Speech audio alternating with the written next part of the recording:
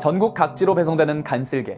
사장님이 간쓸게 생산량을 최종 결정하고 생산 지시를 해요. 그럼 사업팀에서 주문서 작성 및 본격 생산 지시를 하죠. 그 주문서를 가지고 인쇄소에서는 본격 제작에 들어간답니다. 그런데 여러분, 물질 대사를 통한 체온 조절도 이감처럼 작동한다는 사실 아세요? 안녕하세요. 지식의 지도를 만드는 7분 이감TV입니다.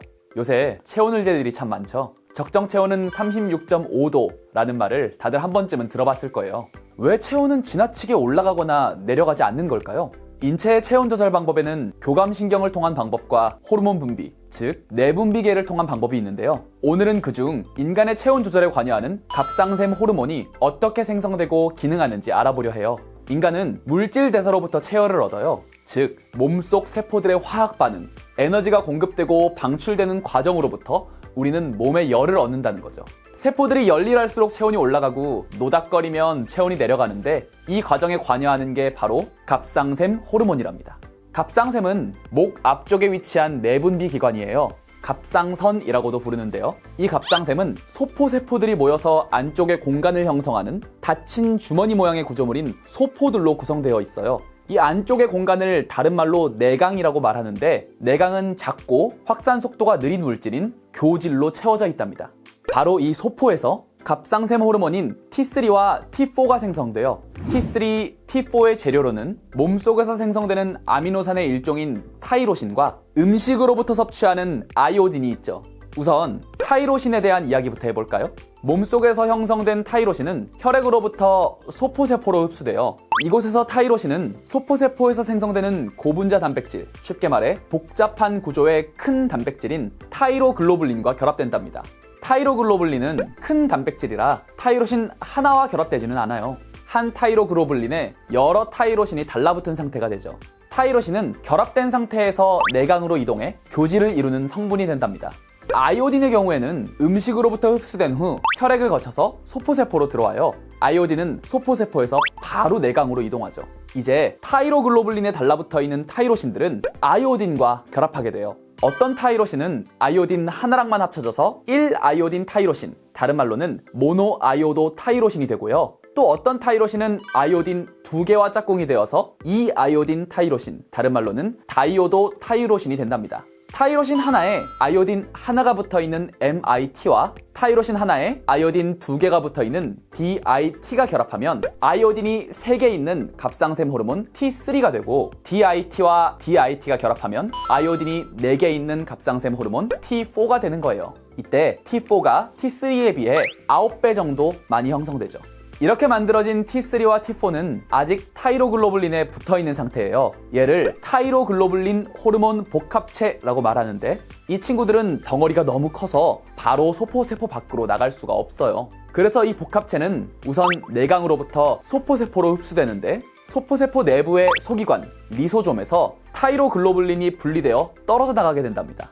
이제 덩어리가 작은 T3와 T4만 남았네요. 얘네들은 자유롭게 세포 외막을 통과할 수 있어 혈액으로 방출될 수 있습니다. 앞에서 갑상샘 호르몬들이 물질 대사를 통한 체온 조절에 관여한다는 이야기를 했었죠. 그럼 T3와 T4가 정확히 무슨 일을 하길래 물질 대사에 영향을 준다는 걸까요? T3는 세포막에 존재하는 나트륨 칼륨 펌프라는 막 단백질을 활성화하는 역할을 해요. T4는 물질 대사가 많이 필요할 때, 즉 해야 할 일이 많을 때 T3로 전환되어 같이 일을 하고, 물질 대사가 많이 필요하지 않을 때에는 RT3로 전환되어 혈액에 보관되죠. RT3들은 다시 물질 대사가 많이 필요해지면 T3로 전환되어 일을 하러 돌아온답니다. 결국 갑상샘에서 배출될 때에는 T4가 9배 많았지만 세포에 작용할 때에는 T3로 전환되어서 작용하는 거예요.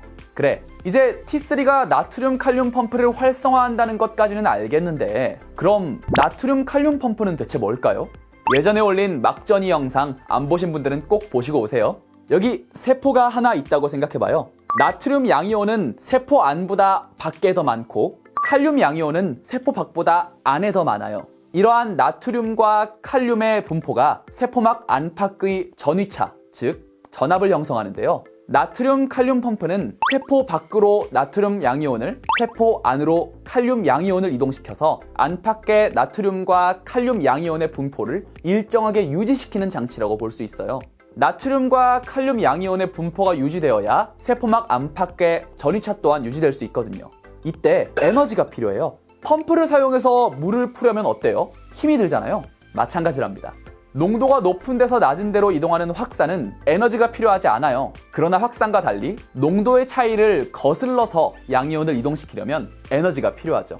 이 에너지는 세포 내부에서 에너지를 중개하는 물질 ATP에 의해 공급되는데요. 갑상샘 호르몬 T3가 작용해서 나트륨 칼륨 펌프가 활성화되면 펌프에 결합되어 있는 ATP 효소라는 것이 ATP를 ADP와 인산으로 분해해버려요. 이 과정에서 에너지가 발생하죠. 이렇게 발생한 에너지의 20% 정도는 능동수송, 즉 나트륨 칼륨 펌프가 나트륨과 칼륨 양이온을 옮기는 데 사용되고, 나머지는 열의 형태로 방출되어서 체온의 상승과 유지에 영향을 미친답니다. 우리가 앞에서 에너지의 방출을 통한 체온의 상승을 다른 말로 뭐라고 했었죠? 물질 대사를 통한 체온 조절이었죠? 그 원리가 여기서 밝혀진 거예요. 혈액 속의 T3 농도가 올라갈수록 더 많은 나트륨 칼륨 펌프가 활성화되고 열이 더 많이 방출되어 체온도 더 많이 올라가게 돼요. 즉, 체온이 일정 범위 안에 있으려면 혈중 T3 농도가 일정 범위 안에 있어야만 하죠. 간뇌에는 시상하부라는 우리 몸의 온갖 호르몬을 통제하는 호르몬 통제실이 존재하는데, 이 시상하부에서 혈중의 T3 농도가 낮은 상태인 것을 감지하면 갑상샘 자극 방출 호르몬을 분비해요. 이 호르몬은 뇌하수체를 자극해서 여기서는 다시 갑상샘 자극 호르몬이 분비되죠. 이 호르몬이 소포세포를 자극해 비로소 갑상샘 호르몬이 분비되는 거예요. 마치 사장님이 간쓸게 재고 부족을 감지하면 추가 제작 지시를 내리는 것과 같답니다. 제작 지시가 사업부를 자극해 간쓸게 주문서를 내보내면 이 주문서는 인쇄소를 자극해 비로소 간쓸게가 만들어지는 거예요. 자, 이렇게 해서 혈중 T3 농도가 높아지면 시상하부에서 다시 갑상샘 자극 방출 호르몬의 분비를 줄여요. 그럼 당연히 뇌하수체에서도 갑상샘 자극 호르몬의 분비를 줄일 테고, 소포세포에서 분비되는 갑상샘 호르몬도 줄어든답니다. 이러한 과정을 통해 T3 농도가 일정 범위 안에서 유지되고 체온 역시도 너무 높아지거나 낮아지지 않는 일정한 범위 속에서 유지될 수 있는 거예요.